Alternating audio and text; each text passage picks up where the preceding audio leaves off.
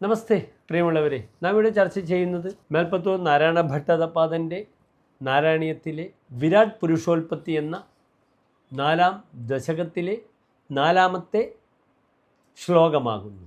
ആദ്യം നമുക്ക് ശ്ലോകം വായിക്കാം.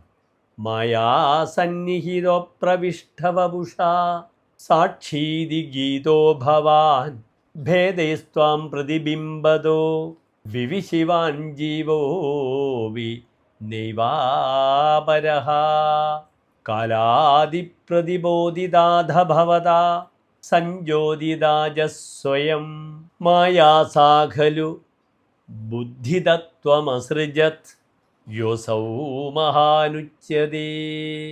ഇനി ഈ ശ്ലോകത്തിൻ്റെ പദച്ഛേദമാണ് നാം ചർച്ച ചെയ്യുന്നത്.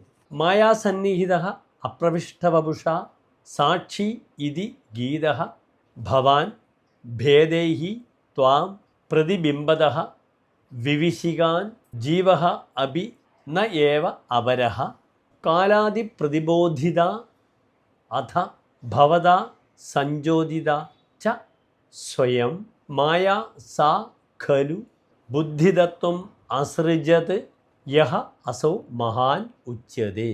ഇനി ഈ ശ്ലോകത്തിൻ്റെ അന്വയമാണ് നാം ചർച്ച ചെയ്യുന്നത്. മായാസന്നിഹിതഃ അപ്രവിഷ്ടവപുഷ ഭവാൻ സാക്ഷി ഇതി ഗീതഃ താം ഭേദൈഃ പ്രതിബിംബതഃ വിവിശിവാൻ ഭവാൻ ഏവ ജീവഃ അപി അപരഃ ന ഏവ അഥ കാലാദിപ്രതിബോധിത ഭവതാ സഞ്ജോതിത ച സാ മായാ ഖലു സ്വയം ബുദ്ധിതത്വം അസൃജത് യഹ അസോ മഹാൻ ഉച്യതേ. ഇനി ഈ ശ്ലോകത്തിൻ്റെ സാരാംശമാണ് നാം ചർച്ച ചെയ്യുന്നത്. മായയുടെ സാന്നിധ്യമുണ്ടെങ്കിലും അതിന് പ്രവേശനമില്ലാത്ത സ്വരൂപത്തോടു കൂടിയ ഭവാൻ സാക്ഷിയായ ചൈതന്യമെന്ന് വിധിക്കപ്പെട്ടിരിക്കുന്നു. പല രൂപത്തിലുള്ള മായയാൽ പ്രതിബിംബിച്ച് സൃഷ്ടിക്കപ്പെട്ടതാണ് ജീവാത്മാവ്. അതും അങ്ങ് തന്നെയാകുന്നു.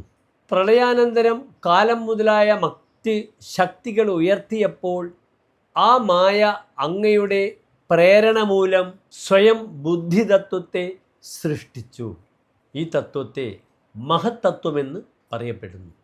ഇതാകുന്നു ഈ ശ്ലോകത്തിൻ്റെ സാരാംശം. നമസ്തേ.